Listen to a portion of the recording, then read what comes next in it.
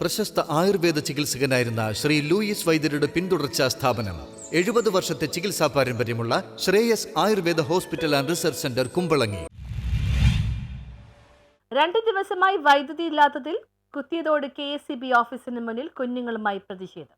2 ദിവസമായി രാത്രിയും പകലുമായി വൈദ്യുതി ഇല്ലാത്തതിൽ പ്രതിഷേധിച്ച് കുത്തിയതോട് KSEB സെക്ഷൻ ഓഫീസിന് മുന്നിൽ കുഞ്ഞുങ്ങളുമായി നാട്ടുകാർ പ്രതിഷേധിച്ചു. കനത്ത മഴയിലും കാറ്റിലും മരങ്ങൾ വീണ് വൈദ്യുതി പോസ്റ്റുകൾ നശിച്ചതിനാൽ കുത്തിയതോട് KSEB സെക്ഷൻ ഓഫീസിന് മുന്നിൽ 2 ദിവസമായി നാട്ടുകാരുടെ പ്രതിഷേധമുണ്ട്. ഓരോ ദിവസവും ഇന്ന് വരുമെന്ന് പ്രതീക്ഷിച്ച് നാട്ടുകാർ മടങ്ങിയിരുന്നു. എന്നാൽ ഒരിടത്തും സമയബന്ധിതമായി തകരാർ പരിഹരിക്കുവാൻ കഴിഞ്ഞിട്ടില്ല.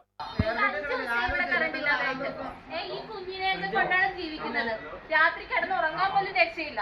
ഇതിനാണെങ്കിൽ വിളിച്ചിട്ട് ഫോൺ എടുക്കുന്നില്ല, അതിനൊരു പരിഹാരം ഉണ്ടാക്കി തരുന്നു. രാത്രിക്ക് നമ്മളെ വിളിച്ചാൽ അവര് പറഞ്ഞോണ്ടല്ലോ കറണ്ട് ഇല്ലേ, ഞങ്ങൾ അറിഞ്ഞില്ല കേട്ടോ, ഇപ്പൊ ആളെ വിടാം.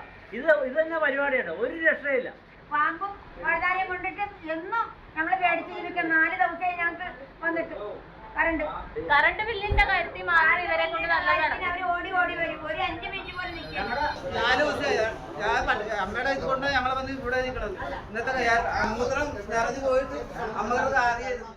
മഴക്കെടുതിയും ദുരിതങ്ങളും ഒപ്പം വൈദ്യുതി തടസ്സവും പ്രദേശവാസികളുടെ രോഷം ഇരട്ടിയാക്കിയിട്ടുണ്ട്. രാത്രി 8 മണിയോടെ കൈക്കുഞ്ഞുങ്ങളുമായാണ് വീട്ടമ്മമാരടക്കം സെക്ഷൻ ഓഫീസിന് മുന്നിൽ പ്രതിഷേധവുമായി എത്തിയത്. ആവശ്യത്തിന് ജീവനക്കാരില്ലാത്തതാണ് തകരാർ യഥാസമയം പരിഹരിക്കാൻ കഴിയാതെ വരുന്നത്. രാത്രികാലങ്ങളിൽ ഇവിടെ 2 ജീവനക്കാർ മാത്രമാണ് ഉള്ളതെന്നാണ് അറിയുന്നത്. എന്തു തന്നെയാലും വൈദ്യുതി ലഭിക്കാതെ മടങ്ങില്ലെന്നായിരുന്നു നാട്ടുകാരുടെ വാശി. കോടന്തുരുത്ത്, കുത്തിയതോട്, തുറവൂർ, എഴുപുന്ന എന്നീ ഗ്രാമപഞ്ചായത്തുകളിലായി 30,000-ഓളം ഉപഭോക്താക്കളുണ്ട് ഈ സെക്ഷൻ പരിധിയിൽ. ഇപ്പോൾ മഴക്കെടുതിയിൽ നിരവധി വൈദ്യുതി പോസ്റ്റുകളും കമ്പികളും നാശമായിട്ടുണ്ട്. പള്ളിത്തോട്, വലിയത്തോട് തുടങ്ങിയ പടിഞ്ഞാറൻ പ്രദേശങ്ങളിൽ നിന്നും വളമംഗലത്ത് നിന്നുമെല്ലാമാണ് ആളുകൾ പ്രതിഷേധവുമായി എത്തിയത്. തുടർന്ന് പോലീസ് എത്തിയാണ് അടുത്ത ദിവസം പരിഹാരമുണ്ടാക്കാമെന്ന ഉറപ്പിന്മേൽ നാട്ടുകാർ മടങ്ങിയത്.